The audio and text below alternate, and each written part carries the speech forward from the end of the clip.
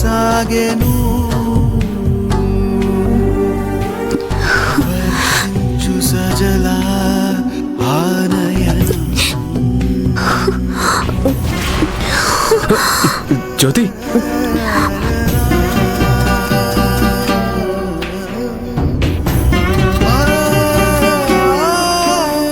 ఏమైంది జ్యోతి? కళ్ళు తిరిగే దుర్బాబు. ఉదయం నుంచి ఏమీ తినలేదు కదా, అందుకే అయి ఉంటుంది. పద, ప్రసాదం తిందాం. పద.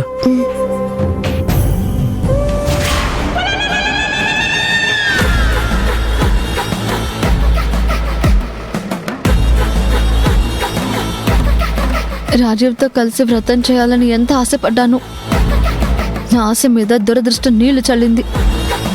కోడిపిల్లని గద్ద తన్నుకుని పోయినట్టు ఆ జ్యోతి నా అదృష్టాన్ని తన్నుకుని పోతుంది.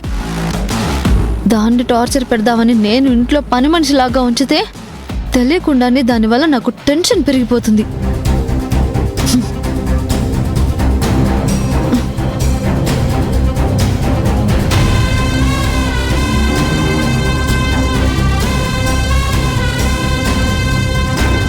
ఆగండి.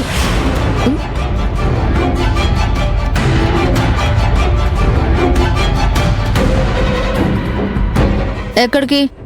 ఇద్దరు టింగు టింగు అంటూ ఊపుకుంటూ జంటగా వెళ్తున్నారు. మేమిద్దరం ఇలా వెళ్తుంటే చూసి తట్టుకోలేక నీ కంట్లో మంట పుట్టిందా శ్రావ్య?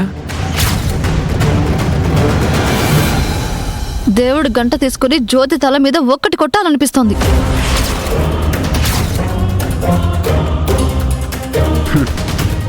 ఓర్వలేంతనవా? ప్లీజ్ రాజీవ్, నన్ను రెచ్చగొట్టకండి. ఎక్కడికి వెళ్తున్నారో చెప్పండి. కొంగుముడి విప్పాక దేవుడి ముందు ఉన్న ప్రసాదాన్ని మేమిద్దరం ఒకే ఆకులో తినాలని పంతులు గారు చెప్పారు. అది తినటానికే వెళ్తున్నాం. ఏం అక్కర్లేదు రాజీవ్, పద మనిద్దరం కలిసి బయట భోజనం చేసొద్దాం. అలా ఎలా వెళ్తాం శ్రావ్య? ఆచారాలు పాటించకపోతే మంచిది కాదని, స్వామివారికి ఆగ్రహం వస్తుందని పంతులు గారు చెప్పారు కదా. మేమిద్దరం కలిసే తినాలి. ఏదో పంతులు గారు అలా చెప్పుంటారు. ఏం కాదు, వెళ్దాం పద. ఓహో, పంతులు గారు మనకు అనుకూలంగా చెప్పేదే ఆచారం అన్నమాట.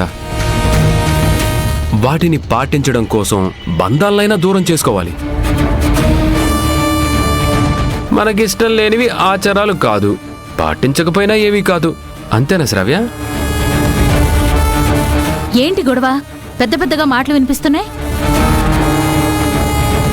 చూడండి అత్తయ్య, ఇద్దరు కలిసి ప్రసాదం తింటామంటున్నారు. నేను వద్దంటే వినడం లేదు. మీరేనా చెప్పండి.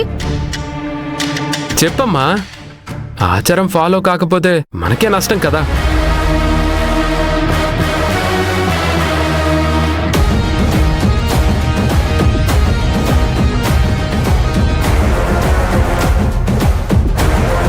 సరే సరే, తొందరగా కానివ్వండి.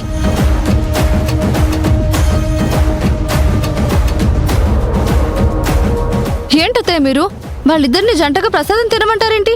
నాకు ఇష్టం లేదు. తప్పదు శ్రావ్య, నా కోసం భరించు. అది కాదత్తయ్య. శ్రావ్య,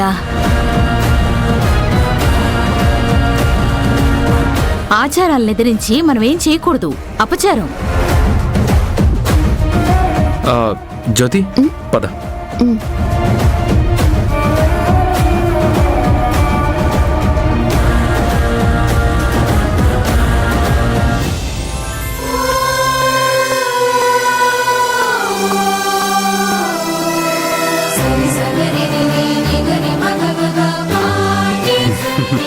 రా.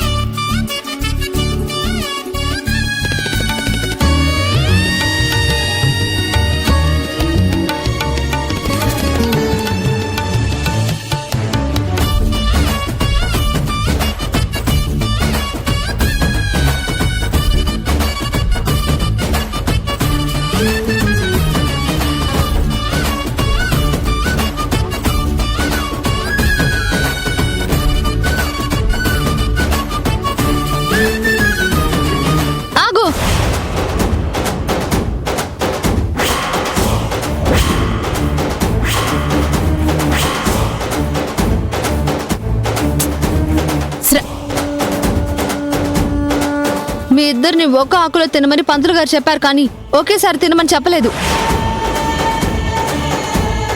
మీరిద్దరూ ఒకే ఆకులో ఒకేసారి తినడానికి నేను ఒప్పుకోను. కావాలంటే ముందు రాజీవ్ తిన్నాక తర్వాత తను తినొచ్చు.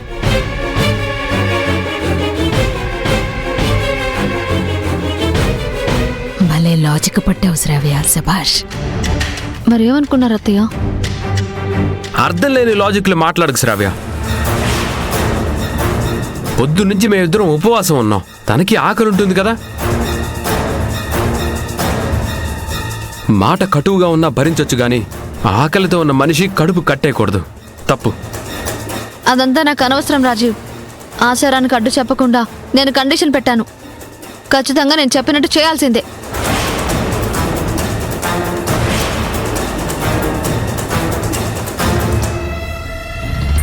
ఏంటమ్మా ఇది? తిండి దగ్గర దాహం మంచిది కాదు, చెప్పు శ్రావ్యకి.